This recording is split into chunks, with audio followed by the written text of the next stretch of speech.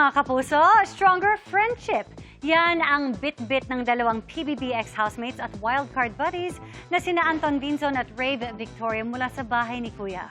Pero speaking of friendships, ano kaya ang namumuo sa pagitan ni Ashley Sarmiento at Rave ngayong isa sa kanila ay nasa outside world na? Makichika kay Athena Imperial.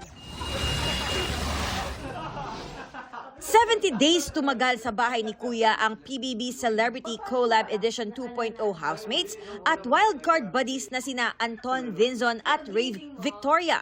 Sa panayam ng GMA Integrated News, ibinahagi nila ang friendships na nabuo nila sa bahay ni Kuya. Dahil newbie sa showbiz si Rave, humihingi raw siya ng mga payo kay Anton na halos 3 years na sa industriya. First show po. As in lahat. Yes po, hindi pa po ako nag-taping. Blessed po ako na may kaibigan po ako katulad ni Ton, tsaka yung ibang housemates. Anong na-share mo sa kanya? Kasi ikaw, Madami po. Madami. Madami po eh. Madami. Parang yung anong buhay showbiz talaga bilang ano na rin po, pag sa workshop, wala rin po siyang idea doon. Tinuruan po talaga namin siya and willing po talaga siyang matuto. Sabi ni Anton, merong pagkakaibigang mas tumibay sa bahay ni Kuya, tulad ng friendship nila ni Sofia Pablo. Meron ding getting to know you kind of friendship. Siyempre po si Sofia, nag-build po talaga kami ng friendship doon. Sila Carmel, Lela, Crystal, Miguel. Sino pinaka na-buildan mo ng friendship? Siyempre po lahat sila. Lahat sila. Friendship muna. Muna. Pero ang friendship ni Rave at Ashley Sarmiento may patutunguhan. Kahit sa bahay lang kami nagkakilala. Actually, sila lahat. Doon ko po sila lahat nakilala. Parang siya talaga yung pinaka-tumatak. Si Ashley po kasi sobrang masiyahin niya.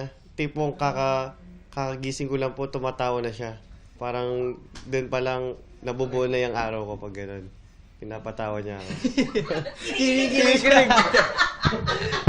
Special daw talaga si Ashley para kay Rave. Sa pagbabalik nga niya sa PBB House sa wildcard, may ibinigay siyang regalo kay Ashley. Sa akin po to. Yung isa po, pinabless ko po yun. Binigay ko po sa kanya ng wildcard. Pero sa kanya po tong hair tie. Ang prayer ni Rave, makasama sa Big Four ng season, si Ashley. Kung ano po nararamdaman Ano ko. ba intention mo? Yan na. Deeper na relationship kasama siya. Lalo na ngayon yung kilala ko na yung family niya. Rave shared na nakilala at nakasama na niya ang family ni Ashley nang i-celebrate nila ang birthday nito habang pinapanood ang Sparkle Artist sa loob ng bahay ni Kuya. Actually, sila po yung parang nag-chat. Tapos nabibigla ko yung mga ate niya.